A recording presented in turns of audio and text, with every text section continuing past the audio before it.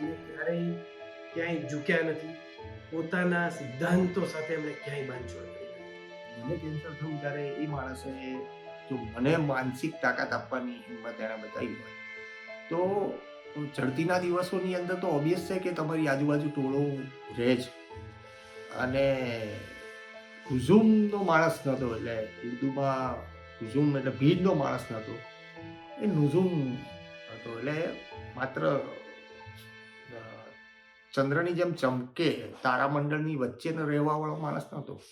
એટલે એને તકલીફ જીવનમાં સંઘર્ષ કરવો પડ્યો છે, પણ સંઘર્ષથી થાકવાવાળો માણસ નહોતો. તમારા કોઈ દુશ્મન ના હો, પ્રોફેશનલ દુશ્મન, કોમ્પિટિટર ના હોવા, એ તમારી એક આવડત છે, કુશળતા છે, એ એમનામાં હતી. દિલીપભાઈ જે છે એ ઝડપથી બોલવા વાળા વ્યક્તિ, અને કોઈ દિવસ છે એમના અવાજમાં છે એ નરમાશ ના આવે. ગમે ત્યારે ફોન કરો ત્યારે એક એવો માર્ગદર્શક એનામાં તમને મળે કે ક્યારેય ગુસ્સો ના કરે, ક્યારેય ચીડાઈ ન જાય, કે એકની એક વાત તને કેટલી વાર શીખવાડવી. મોટે ભાગે એવું થતું હોય કે એક લેવલ ઉપર બેઠેલા વ્યક્તિને જ્યારે તમે વારંવાર તમને નથી સમજાતું અને તમે પૂછવા જાઓ છો તો કેટલીક વાર એ ચીડાઈ જતા હોય છે. પણ દિલીપ ગોહિલને ક્યારેય મેં ચીડાતા નથી જોયા.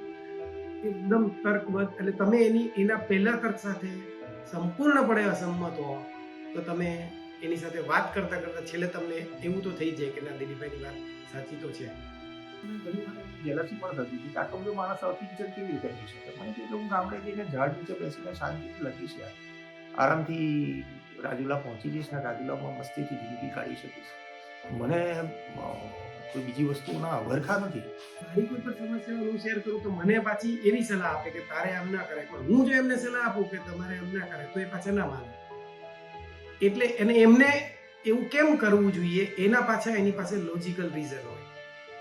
આ વાત બહુ ટચ કરી દીધી આજના મટીરિયલિસ્ટિક વર્લ્ડની અંદર. હું તમને એક વસ્તુ કહેવા માંગીશ સમિત, કે આજે હું ને તમે દાળ ભાત રોટલી ને શાક માટે કમાતા જ નથી. હું ને તમે કમાઈએ છીએ ફોન, ફ્રીજ, ટીવી, એસી, મોબાઈલ આના માટે.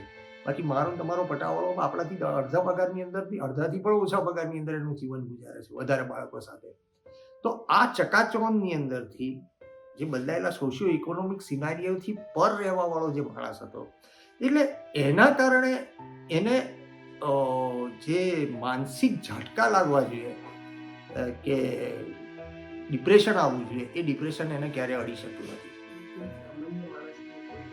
પીડા હોય તો એને બહુ સારી રીતે સમજી શકે, અને ગામડાનો માણસ ને શું તકલીફ થાય, એને કેવું હોય તકલીફ થાય, એ બહુ ઝડપથી સમજી જાય.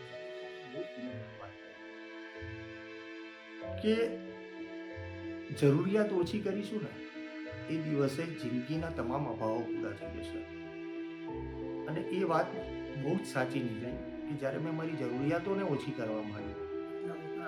છે પણ મોજશોખમાં પૈસા ઉડાડે એવું કંઈ જ નહીં, એકદમ સરળ જિંદગી, કોઈ વાતને ક્યારેય અવગણી નહીં અને ચેલેન્જ તરીકે લેવી. એ વસ્તુ શીખવાની વાત આવે ને તો એમને સુરાતન ચડે કરે, હવે મજા આવશે, હવે કંઈક નવું શીખો, આ મને નથી આવડતું તો હું આ શીખી લઉં. અને જ્યાં સુધી શીખે નહીં ત્યાં સુધી એને ચેન ના પડે. અલગ અલગ ફિલ્ડનું નોલેજ અને વાંચન જે છે દિલીપભાઈનું એ ખાસું. એમને એમ કે આપણી ઓફિસ આવી હોવી જોઈએ તો એ ઓફિસને ડિઝાઇન કરવા પોતે બેસે અને એટલું માઇક્રો લેવલે વિચારે કે 4 ઇંચ કે 4 સેન્ટીમીટર આ પાર્ટીશન કરીશું તો આટલી જગ્યા મળશે, એટલી હદે એમાં ઇન્વોલ્વ થાય.